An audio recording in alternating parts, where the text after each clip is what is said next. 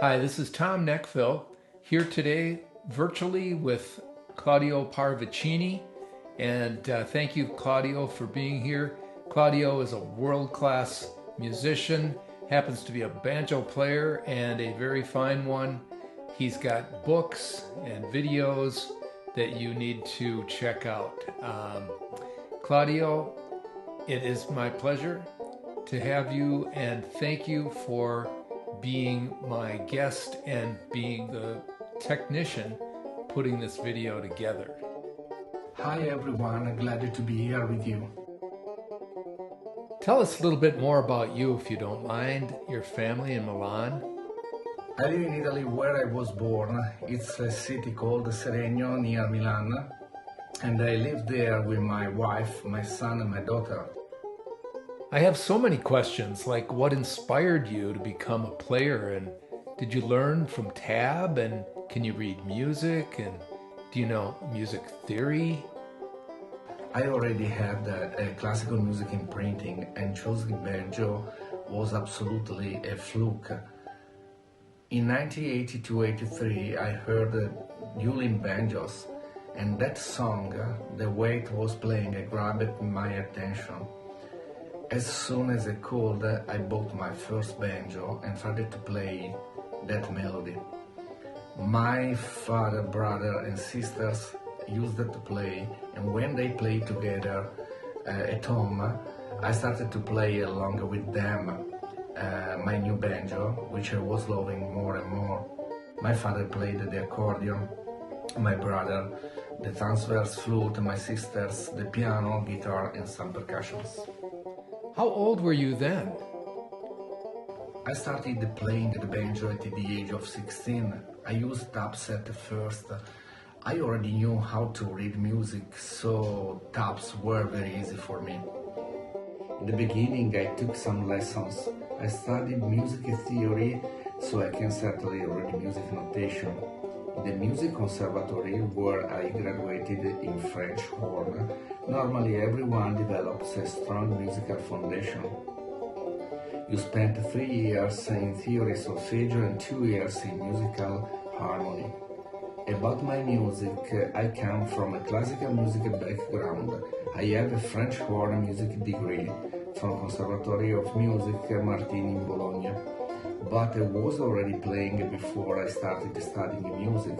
When I was 13 years old, I used to play French horn in my hometown marching band, and after a few years I started to study music conservatory because I wanted to know music in a deeper way. In the following years I studied music a lot, and I started to play in the symphony orchestra and in quintet. It helped a lot to live every day playing music professionally with professional players. At 16, when I started to play the banjo, I studied it seriously, the same at the French horn. I found it interesting to alternate my concentration from French horn and classical music to banjo and bluegrass. But at the same time I felt a growing need to play different music on banjo, so I tried to play French horn scores on the banjo.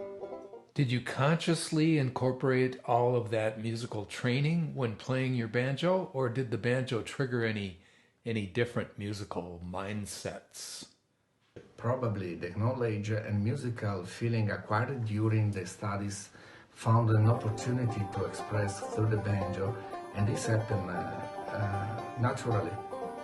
For me, there has always been an attraction in translating and playing on the banjo what I felt was important to me, and I talk about anything I liked musically. At the same time, however, I'm sure that the love for the particular sound and tone of the banjo triggered that interest in translating that lineup and the music that I felt was important on the banjo. Who were your banjo heroes? I always listened to and got influenced by a lot of banjo players, but one above all, from the first time I heard him, gave me curiosity and interest for a particular way to making music on the banjo. I'm talking about Buffalo. I think I share your interest in that particular way that Bela plays. Can you define what that particular way is and why it caught your interest? I think that the main things for which he's playing has always attract me, and which in my opinion must be among the first faults of a musician who play the banjo, are first the great musical taste in the phrasing he plays, always interesting, and then the adaptability of the banjo in different musical contexts, playing it with different bands of different musical genres, and the tone of the banjo, which is also adaptable in different musical contexts, from classical music to jazz to bluegrass, etc. In general, the great mastery of playing anything and his single string style were like a magnet for me. So tell me more about how you progressed in your banjo journey. As years passed by, after playing with different bands and different musical genres, my desire to play the banjo in those different genres grew, so I tried to do that. In the early 90s, I went to the USA and I was lucky to meet a lot of important bluegrass musicians, particularly Bela Fleck. That's when my idea of playing a banjo in any musical genre became real for me. When I graduated, I went on playing with different bands to develop a deeper knowledge in many different musical styles. How much time do you spend playing and how do you find time for practicing? I've been dedicated to teaching banjo, often online, for some years now. I'm also a composer, arranger, and transcriber, and this doesn't give me much time to practice. When I was younger, I alternated between study of the banjo and the study of French horn. I studied the banjo for about 3 or 4 hours a day, and I did the same with the French horn. I now also utilize the time when I play with bands. I do practice the banjo when I have to play some complex pieces. When I have spaces between lessons, I use those moments to practice. Do you get gigs or perform much in Italy? Not a lot. I only accept gigs when I think it will be rewarding and interesting for me, which I find when I give lessons. Also here there is a musical situation that is very different from the American one. How do the Italians respond to banjo music? Italians find the banjo a fun instrument, but they still don't know it well, and often think of it as strictly an instrument that play country music. When they realize that the banjo can play different musical genres, they are amazed. In general, however, people like banjo. I've heard from some of your students that you've really helped them progress in as musicians. Is there one thing that you think is most important for people to understand or master in order to become more fluent on the banjo? I come from a classical teaching, so I think practicing every day, trying to understand how and what to improve in order to play better is important. I try to help people to find a positive approach to the banjo, both technical and mental. And through a study path targeted for each of them, from daily routine exercises to playing tunes that I choose for them, to the theory that is important for improvisation. With all of this, I help them to improve their musical situation on the banjo. I want to ask you what you like about your neckfill banjo.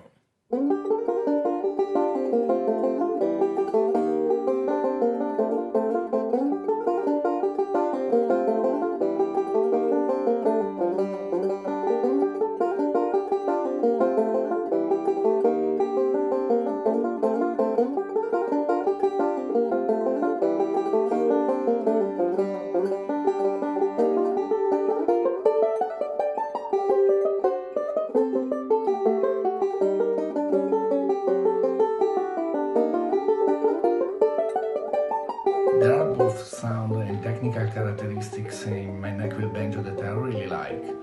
The bright and engaging tone and the precise attack, for example, combined with the fact that you can make a neck or head tension adjustment in seconds, are details that I really like.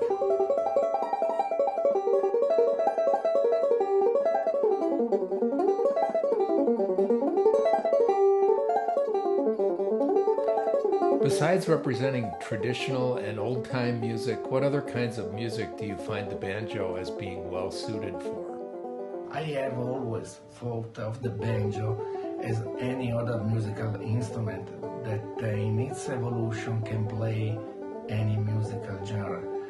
And in the case of the banjo, the result is always exciting, from traditional music to blues, from classical music to jazz and Latin and others. Knowing how to use the different techniques, the banjo fits in positively enriching any musical genre. And so why do you like the banjo in general? There are several reasons why we are attracted more to one instrument than another. A bit like happens between people. The charm of the instrument's tone is probably what you fall in love with at the first approach. What it can express through the way of playing is another important element, and for me it was the same. Would you recommend the banjo to someone who has no musical experience whatsoever? Absolutely yes. Should it be encouraged more in our culture, and how would that happen?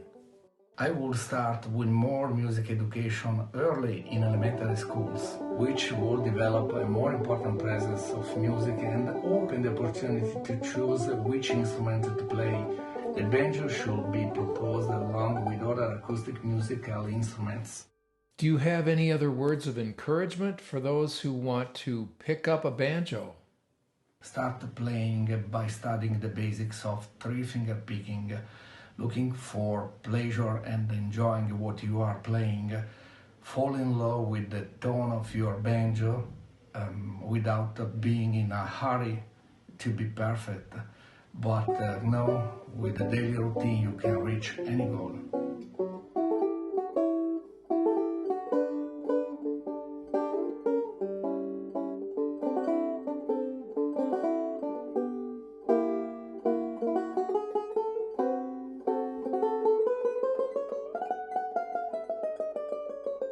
Okay. There is one more thing that we need to talk about. Your intensive musical training and background makes you uniquely qualified as a banjo teacher. And can you say something about how people can reach you if they're interested in getting in touch about lessons? Banjo player can find me on Facebook Messenger, YouTube or Instagram, or they can send me an email. Other way to get introduced to my banjo lessons will be to go through neckfield banjos. Right, Tom? Yes, Claudio. Yes, let's end this video with an official announcement on that subject. As part of Neckfield's campaign to work directly with and support Neckfield banjo players, from now until further notice, Neckfield will include a free lesson with Claudio along with the purchase of a new neckfield banjo.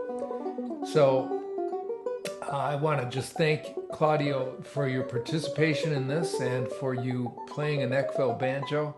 Working together this way should be fun. I really look forward to taking some lessons from you myself. Thank you, Tom. I can't wait to start this collaboration. Goodbye. Ciao. Okay. Ciao for now.